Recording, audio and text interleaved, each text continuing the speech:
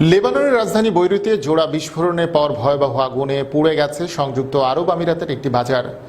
আসবানের একটি ফল ও সবজির বাজারে এই অগ্নিকাণ্ড ঘটে, তবে কেউ হতাহত হয়নি। বুধবার স্থানীয় সময় সন্ধ্যা 6:30টার দিকে আসবানের একটি শিল্পাঞ্চলে অবস্থিত ওই মার্কেটে আগুন লাগে।